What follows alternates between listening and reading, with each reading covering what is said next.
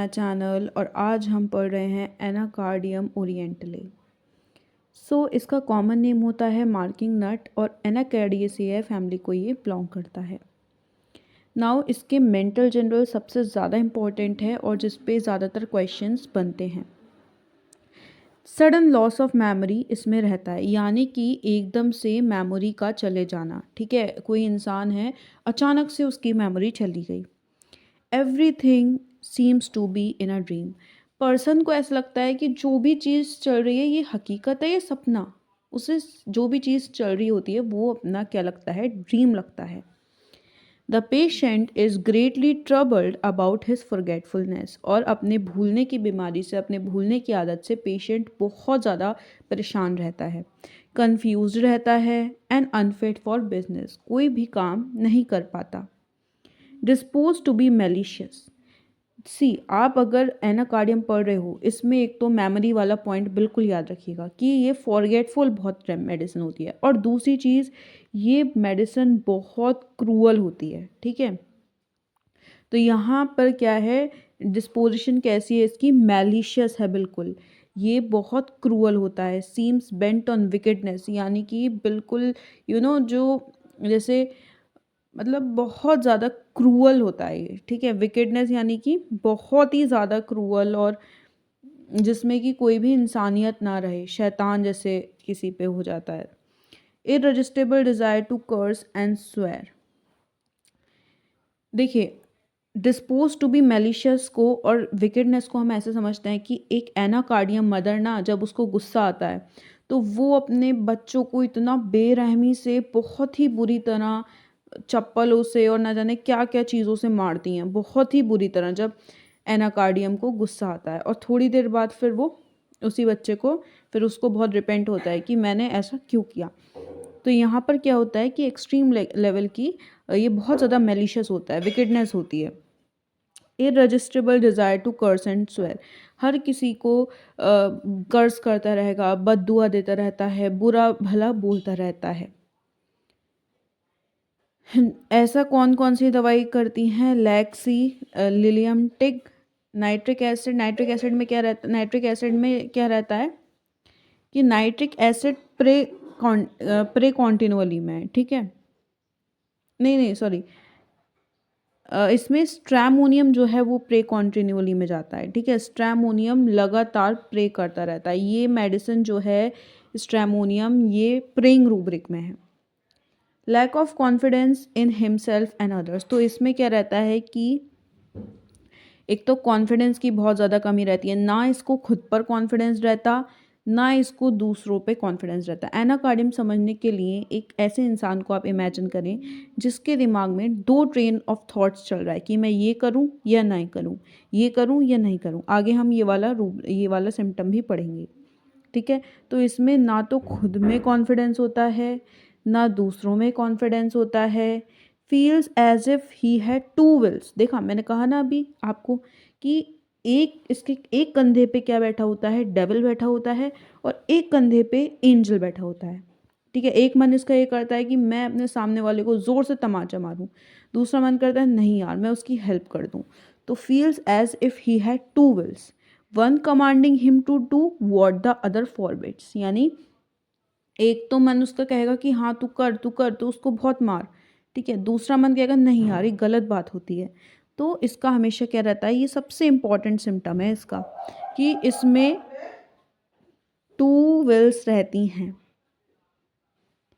जो एक तो इसको बुरा काम, या फिर एक तो इसको कोई दूसरा काम करने को कह रही होगी, और दूसरा उसी काम को फॉरबिड करने के लिए कह रही होगी कि ये काम मत करो। व्हेन वॉकिंग इज एंग्शियस, तो बहुत ज़्यादा जैसे ये चल रहा होता है, बहुत ज़्यादा चिंता में होता है।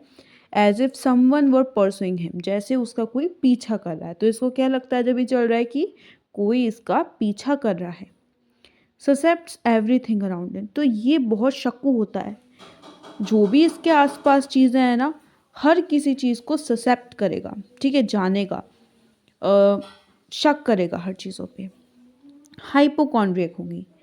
हाइपोकॉन्ड्रियक मतलब दिक्कत इतनी है उसको इतना इमेजिन करेगा। ठीक है, यानी कि आपकी छोटे से पेट दर्द की भी आप बहुत ज़्यादा टेंशन ले रहे हो, ठीक है, जैसे कोई बड़ी बीमारी हो गई हो, जैसे कैंसर हो गया हो, ठीक है, छोटा सा पेट में दर्द हो रहा है उसको बहुत ज़्यादा बड़ा समझ लिया आपने, ठीक है। तो हाइपोकॉन्ड्रियक रहता है किसके साथ, इसको हीमोरॉइड्स और कॉन्स्टिपेशन की दिक्कत होगी, और अपनी हीमोरॉइड्स और कॉन्स्टिपेशन की दिक्कत में ये क्या होगा, हाइपोकॉन्ड्रियक होगा, यानी हेमोरॉइड्स और कॉन्स्टिपेशन को लेके भी ये हाइपोकॉन्ड्रियक होता है। स्ट्रेंज टेम्पर रहता है इसका। लाव्स एट सीरियस मैटर, यानी कि जैसे कोई सीरियस बात हो रही है, अब इसको वहाँ पर हंसना नहीं चाहिए, उस पर भी हंस देगा। और जो सीरियस हों जो यानी सीरियस ओवर लाफेबल मैटर्स, और जहाँ पर इसको हंसना चाहिए कि भाई सब लोग अच्छा मस्ती से बात कर रहे हैं, जोकिंग कर रहे हैं, और ये वहाँ पर बिल्कुल सीरियस बैठा हुआ है। Things her self is a Damon, इसको लगता है ये एक शैतान है, हर किसी को कर्स करता है और स्वेर करता है। Sensation as of a hoop or band around a part, तो इसको ऐसा लगता है कि इसके क्या बना हुआ है, एक बैंड बना हुआ है, ठीक है। और as of dull blunt instrument pressing, इसको इसके जैसे हम आगे इसके और फिजिकल जनरल्स पढ़ेंगे तो उसमें भी क्या रहता है कि इसको ऐसा लगता है कि इसके कोई पार्ट के अराउंड एक बैंड बना हुआ है, या फिर ब्लंट इंस्ट्रूमेंट जो है वो प्रेस कर रहा है, ठीक है, जैसे कोई भी ब्लंट इंस्ट्रूमेंट, ठीक है, जैसे कि हैमर होता है वो प्रेस कर रहा है। As of a plug in inner parts, या फिर इनर पार्ट में क्या है, प्लग है, प्लग लाइक सेंसेशन इसको फील होगा। Physical generals, weakness of all senses, सारे सेंसेस वीक रहते हैं इसके। कौन से सेंसेस होते हैं हमारे, स्मेल वीक रहेगा, विजन वीक रहेगा। Headache relieved entirely when eating, तो इसका हेडेक एमेलियोरेट्स कब होगा, जब ये खाना खाएगा तो इसको सर दर्द में आराम मिलेगा। When lying down in bed at night, जब रात में लेटा होता है।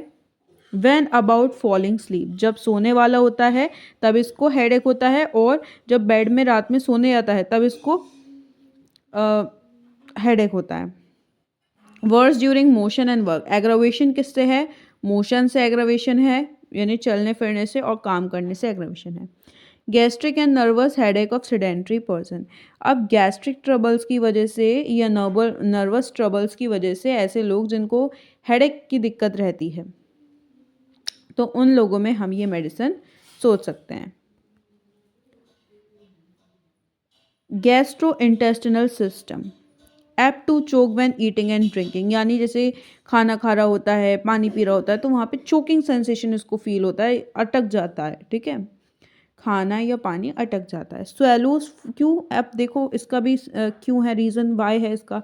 Swallows food drink and hastily, because इसकी आदत है, जल्दी जल्दी खाना खाएगा, जल्दी जल्दी पानी पिएगा। सिम्टम्स डिसअपियर वाइल ईटिंग, जैसा अभी हमने पढ़ा कि इसको एमेलियोरेशन था, अभी हेडेक में इसको एमेलियोरेशन था ईटिंग से, वहीं इसको जीआईटी में भी इसके सिम्टम्स डिसअपियर हो जाते हैं जब ये खाना खा रहा होता है। स्टमक में सेंसेशन आती है, ऑल गॉन सेंसेशन, जैसे कि अभी सब खाया था सब खत्म हो गया, भूख लगने लगी।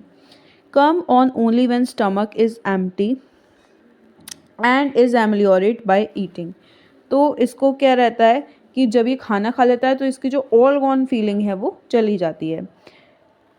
एमेलियोरेट्स ड्यूरिंग द प्रेशर और during the process of digestion, तो जब ये डाइजेशन कर रहा होता है इसका बॉडी, उस टाइम भी इसको आराम लगता है। Great desire for stool but with effort the desire passes away without evacuation, तो स्टूल की बहुत डिज़ायर होती है, ठीक है, स्टूल पास करने जाएगा बहुत ज़्यादा, पर ये इतना एफर्ट लगाता है, ठीक है, और उस एफर्ट के साथ साथ डिज़ायर भी चली जाती है, ठीक है, और ये बिना इवैक्यूएशन करे वापस आ जाता है। रेक्टम सीन्स पावरलेस, जैसे कि रेक्टम में पावर ही नहीं है, ठीक है, बिल्कुल पैरालाइज हो गई है, मूवमेंट ही नहीं कर पा रही है।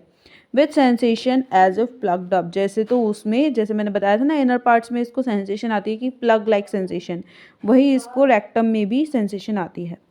What's on palm of hand, तो पाम पर हैंड की वॉट्स रहते हैं, इसको सेम सिम्टम नाइट्रोम्यूल में। सो Thank you. I hope you like the video. Don't forget to like, subscribe and share my channel. Thank you.